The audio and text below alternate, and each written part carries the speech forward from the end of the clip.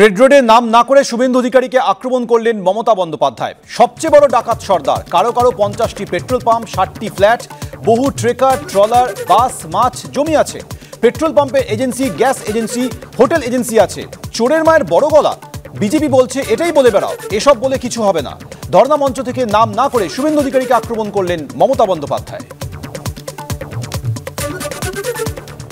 সবচেয়ে বড় ডাকাত সর্দার, কারো কারো 50টা পেট্রোল পাম্প, 60টা ফ্ল্যাট, কত ট্রেকার, কত ট্রলার, কত বাস, কত মাছ, কত জমি, কত পেট্রোল পাম্পের এজেন্সি, কত গ্যাস এজেন্সি, কত হোটেল এজেন্সি। চোরের মা, তার নাকি বড় গলা, বড় বড় কথা বলে বেড়াচ্ছে। বিজেপি বলছে এটাই বলে বেড়াও, এটাই তোমাদের পারসেপশন। আমরা বলি এসব বলে হয় না। 365 দিন যারা মানুষের সাথে থাকে, মানুষ তাদের বিশ্বাস করে, আর যারা একদিনের জন্য আসে, মানুষ তাদের বিশ্বাস করে না।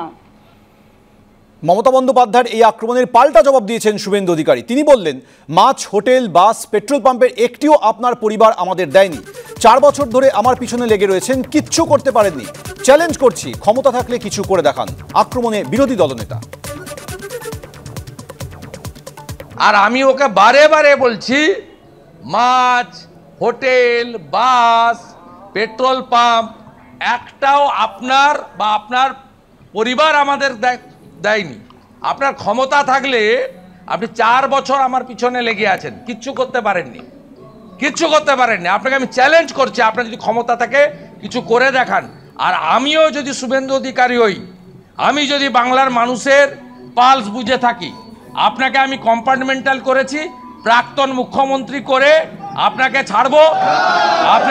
আপনাকে বাটিয়ে নিয়ে কালীঘাটের মন্দিরের সামনে বসতে হবে। আপনার শেষ পরিণতিটা এটাই হবে। রেড রোডে ধর্ণা মঞ্চ থেকে কেন্দ্রের উদ্দেশ্যে একের পর এক আক্রমণ শানিয়েছেন মমতা বন্দ্যোপাধ্যায়। তার এই ধর্ণা নিয়ে কি বলছেন সিপিএম সাংসদ বিকাশ রঞ্জন ভট্টাচার্য, দেখুন। কেন্দ্র থেকে বারবার বলছে যে তোমরা টাকা পয়সা হিসেব দিতে পারছো না, দুর্নীতি করেছো, সেই জন্য টাকা আটকে আছে। সেই কথায় নির্দিষ্ট জবাব না দিয়ে বা কেন্দ্রের বিরুদ্ধে আদালতে না গিয়ে, টাকা পাওয়ার জন্য আদালতে যাওয়া তো সহজ কাজ, সেসব না করে তিনি প্রকৃতপক্ষে এই ধর্নায় পারদর্শিনী। তো ধর্না দিয়ে তিনি পশ্চিমবঙ্গ আরো সর্বনাশ করছেন। আসলে নির্বাচন আসছে, ওর কর্মীরা ক্রমশ হতোদ্যম হয়ে পড়ছে, তাদের আবার চাগাবার জন্য এই ধর্না।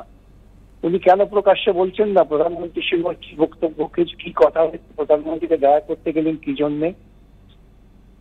আসলে ওর নিজস্ব তথ্যগত কোনো শক্তি নেই যার বিরুদ্ধে, যার উপর দাঁড়িয়ে তিনি কেন্দ্রের কাছ থেকে টাকা আদায় করতে পারেন।